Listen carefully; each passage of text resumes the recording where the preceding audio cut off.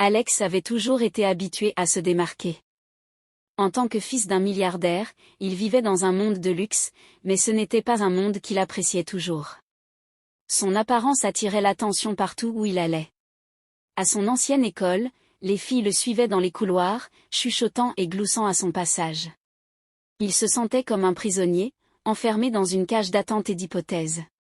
Il détestait ça. Lorsque sa famille déménagea dans une nouvelle ville, Alex y vit une opportunité. Il pouvait enfin échapper aux regards incessants, peut-être, trouver un peu de paix.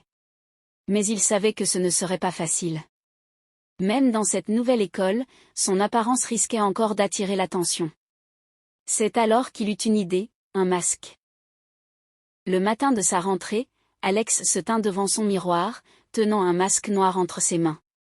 Il était simple et couvrait la moitié supérieure de son visage, mais c'était suffisant. Suffisant pour cacher ses traits, il l'espérait, pour empêcher les autres de le voir autrement que comme un simple élève. Il enfila le masque et prit une profonde inspiration. C'était un nouveau départ. Lorsqu'il franchit les grilles du lycée, un mélange de nervosité et d'excitation l'envahit. Le bâtiment était grand, rempli d'élèves qui bavardaient et riaient en se dirigeant vers leur classe. Alex garda la tête baissée, espérant que le masque lui permettrait de se fondre dans la masse. Il sentit quelques regards curieux, mais personne ne fit de commentaires. C'était bon signe.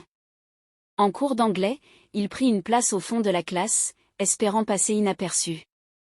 Le professeur, un homme d'âge moyen portant des lunettes, fit l'appel et hésita en arrivant à son nom.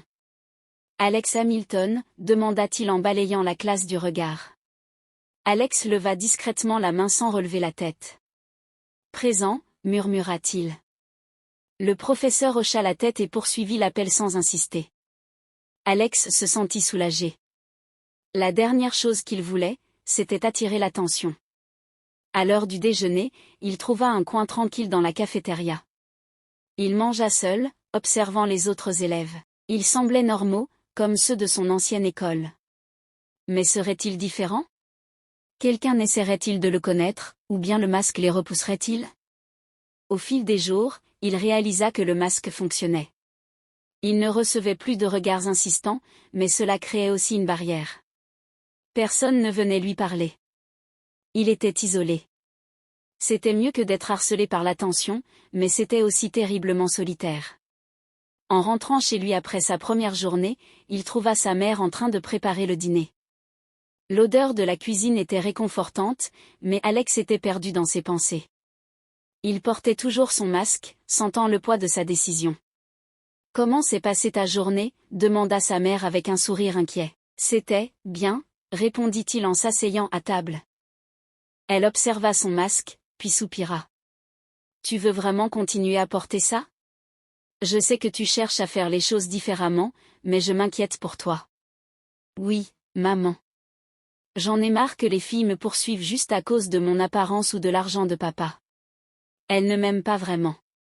Elles aiment seulement l'idée de moi. » Sa mère hocha lentement la tête. « Je comprends. Mais ne laisse pas ce masque t'empêcher de vivre, d'accord ? » « Je ne le ferai pas, » promit Alex. Il savait que ce masque ne resterait pas pour toujours. Mais pour l'instant, il en avait besoin. Malheureusement, tout changea lorsqu'il attira l'attention de Vanessa.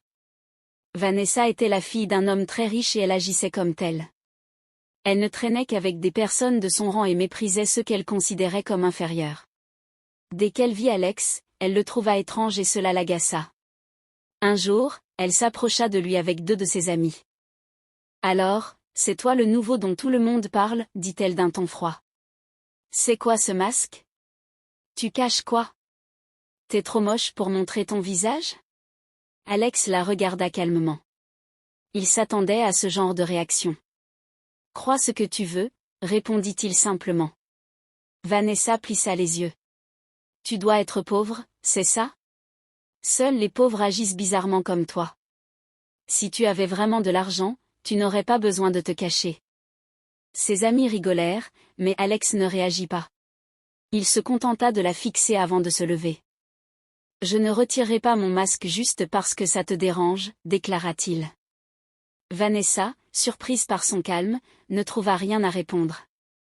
Mais la situation devint encore plus compliquée lorsqu'Alex découvrit que son père voulait lui présenter la fille d'un ami, et que cette fille n'était autre que Vanessa.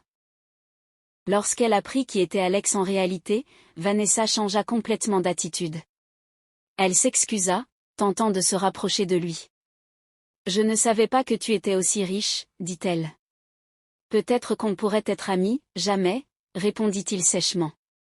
Vanessa était furieuse. « Tu regretteras ça. » siffla-t-elle avant de s'éloigner. Pendant ce temps, une autre élève, Rose, avait remarqué Alex.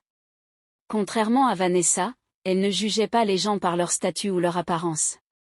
Elle était brillante, gentille et courageuse. Un jour, elle prit la défense d'Alex face à Vanessa. « Tu crois que l'argent te rend meilleur que tout le monde, mais en réalité, ça ne fait que révéler à quel point tu es arrogante, » dit Rose. Vanessa, humiliée, partit furieuse. C'est ainsi qu'Alex et Rose devinrent amis. Petit à petit, Alex se rendit compte qu'il voulait être plus qu'un simple ami pour elle. Finalement, il décida de lui révéler la vérité. « Rose, il y a quelque chose que tu dois savoir. » Et il retira son masque. Rose fut surprise, mais elle sourit. « Tu es toujours Alex, avec ou sans masque, » dit-elle doucement. Avec le temps, Alex comprit qu'il voulait passer sa vie avec Rose. Lors de leur remise de diplôme, il lui fit une demande en mariage devant tout le monde. « Rose, veux-tu m'épouser ?» Émue, elle répondit oui. Son père, qui au début doutait d'elle, finit par voir la femme exceptionnelle qu'elle était. Ils se marièrent, entourés de leurs proches, prêts à construire une vie remplie d'amour et de respect. Vanessa, elle, disparut lentement de leur vie, incapable d'accepter sa défaite. Après leur magnifique mariage, Alex et Rose commencèrent leur vie à deux, remplie de rêves et de projets. Rose, toujours aussi ambitieuse, poursuivit ses études en gestion tandis qu'Alex se lança dans les affaires, voulant prouver à son père qu'il pouvait réussir par lui-même et non en s'appuyant sur la fortune familiale. Tout semblait parfait, mais dans l'ombre, une personne refusait d'accepter leur bonheur, Vanessa. Humiliée et rejetée, elle n'avait jamais digéré le fait qu'Alex les préférait à une fille, sans importance, comme Rose. Son orgueil en avait pris un coup, et elle était prête à tout pour se venger. Quelques mois après leur mariage, Alex et Rose s'installèrent dans une superbe maison offerte par le père d'Alex en cadeau de mariage. C'était une villa magnifique, entourée d'un jardin luxuriant. Rose était comblée, mais elle savait que le véritable défi serait de se faire une place dans l'univers impitoyable des affaires. De son côté, Vanessa préparait un plan machiavélique. Si elle ne pouvait pas avoir Alex, elle s'assurerait au moins de détruire son mariage. Avec l'aide de son père, qui avait encore de puissants contacts, elle manipula certaines personnes influentes pour ternir l'image de Rose. Un jour, alors qu'Alex assistait à une importante réunion d'affaires, une rumeur commença à circuler. Rose n'était qu'une profiteuse, une arriviste qui n'avait épousé Alex que pour son argent. Certains prétendaient même qu'elle voyait un autre homme en secret. Quand Alex apprit ces rumeurs, il fut d'abord amusé. Il connaissait Rose mieux que personne et savait qu'elle n'était pas du genre à trahir son amour. Mais la rumeur s'amplifiait, et vu qu'ils étaient devenus des grands influenceurs du pays, les médias commencèrent à s'y intéresser. Un soir, alors qu'ils dînaient en tête-à-tête, Rose remarqua qu'Alex était étrangement silencieux. Il jouait avec sa fourchette, perdu dans ses pensées. « Alex, ça va ? Tu as l'air préoccupé. » Il hésita avant de répondre, cherchant les bons mots. « Rose. Il y a des rumeurs sur toi. Des choses absurdes, mais elles commencent à affecter notre image. » Rose fronça les sourcils. « Quelle rumeur ? Que tu es avec moi uniquement pour l'argent, et pire encore, que tu me trompes. » Rose resta figée, choquée. « Quoi ? Mais c'est ridicule. Qui a lancé ces absurdités ? » Alex soupira. « Je ne sais pas. Mais ça commence à devenir sérieux. Certaines personnes influentes refusent de travailler avec moi à cause de ces histoires. » Rose sentit la colère monter en elle. Elle avait toujours été honnête et intègre, et voilà qu'on salissait son nom sans raison. « Tu ne crois pas à ces mensonges, n'est-ce pas ? » demanda-t-elle, la voix tremblante. Il la regarda droit dans les yeux. « Bien sûr que non. Mais je dois régler ça avant que ça ne devienne incontrôlable. » Rose était déterminée à découvrir qui se cachait derrière cette conspiration. Avec l'aide d'un ancien journaliste d'investigation, elle remonta la piste des fausses rumeurs jusqu'à leur source, et tomba sur un nom qu'elle redoutait, Vanessa. Furieuse, elle alla la confronter directement. « Pourquoi fais-tu ça, Vanessa? Tu n'as pas déjà assez causé de tort ?» Vanessa afficha un sourire narquois. « Parce que je prends toujours ce que je veux, et ce qui m'appartient. Alex ne t'a jamais appartenu. » Vanessa rit doucement. « Peut-être, mais je peux toujours le récupérer. Un mariage peut être brisé, Rose. Et toi, tu n'as pas les armes pour te battre contre moi. » Mais Rose n'était pas du genre à se laisser intimider. « Tu sous-estimes ma force, Vanessa. Je vais prouver à tout le monde que tout ceci n'est qu'un mensonge, et quand j'y arriverai, tu regretteras de t'en être prise à nous. » Vanessa haussa les épaules, sûre d'elle. « On verra bien. » Rose retourna voir Alex et lui raconta tout.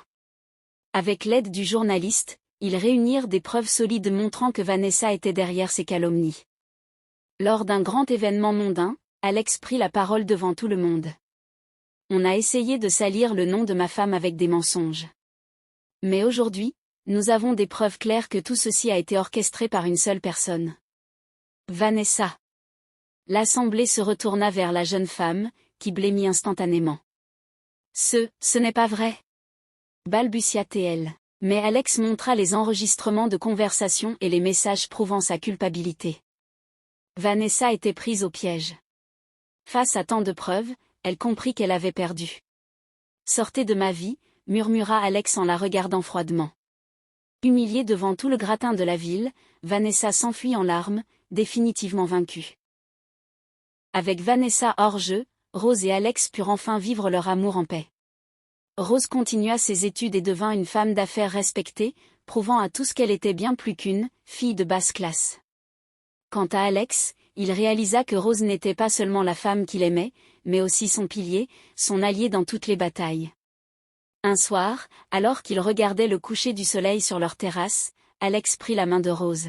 « Tu sais, au début, je portais un masque pour me cacher du monde. » Elle sourit tendrement. « Oui, je m'en souviens. Mais toi, Rose, tu es celle qui m'a appris à ne plus avoir besoin de masque. Avec toi, je peux être moi-même. » Elle posa doucement sa tête contre son épaule. « Et c'est l'Alex que j'aime, sans masque, sans faux semblant. » Ils s'embrassèrent sous le ciel étoilé, sachant qu'ensemble, rien ni personne ne pourrait jamais les séparer.